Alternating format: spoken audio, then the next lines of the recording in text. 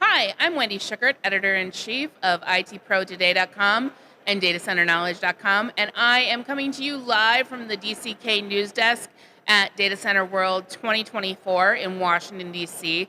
I'm joined today by Chris Orlando. Chris Orlando is, for nearly 3 decades, he has led a variety of data center and co-location service organizations, culminating with the launch of ScaleMatrix in 2011, one of the first true high-density co-location providers in the U.S., and DDC Cabinet Technology, which he co-founded in 2018. Following a recently majority interest investment in DDC Cabinet Technology, Orlando remains as the CEO of ScaleMatrix Data Centers while serving as the co-founder, chief strategy officer, and board member of DDC. Chris, that is a mouthful. That's quite the pedigree. It is keeping me busy, Wendy, that's for sure.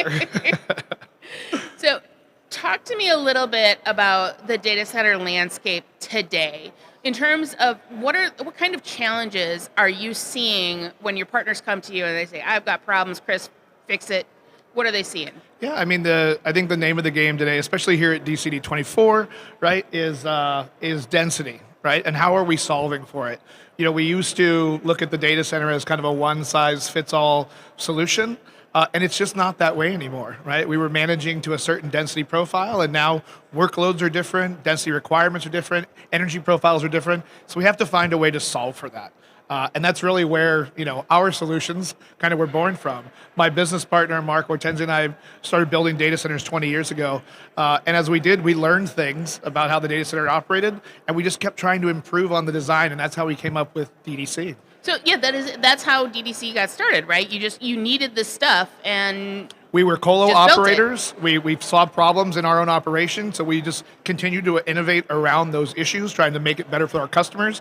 And after 10 or 12 years, we came up with DDC, and it worked. And so it's a product designed by data center operators for data center operators. Well, you can't get better than that. You can't get more aligned to what folks need.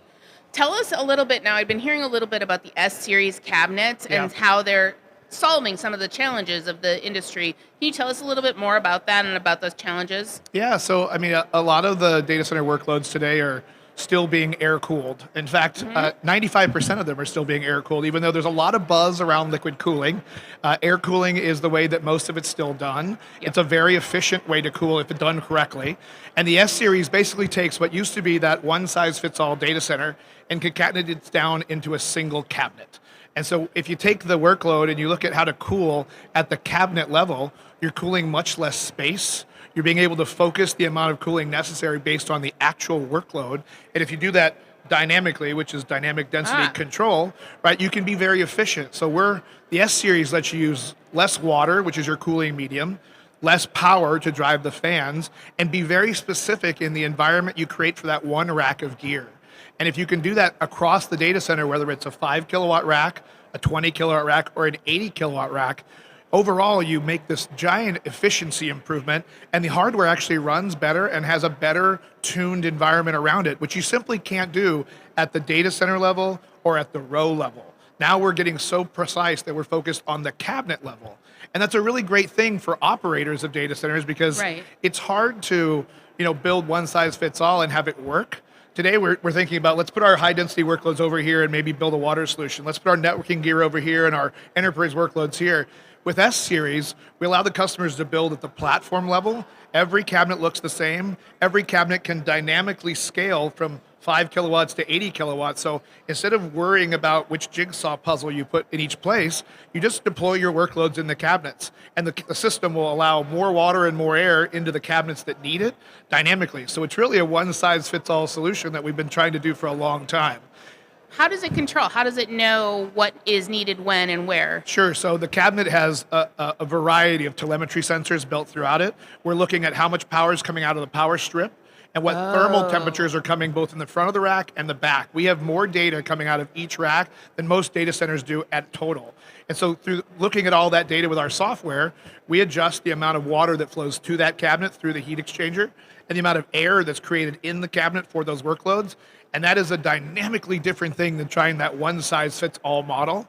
And so we're saving a lot of water, saving a lot of energy, and creating a really ideal environment for every rack in the data center because they're all unique things, and now we can do it dynamically, which So is it's really almost cool. like a bespoke, but also, I mean, dynamic, you've mentioned. Yes. But it's almost like a bespoke haute couture Yep. kind of made for each customer. It is, and that's one of the things that we want to get across in the message, that it is bespoke and it is haute couture, but it's also more cost effective Right. than just about anything in the market today. In fact, one of our customers just did a 16 megawatt deployment.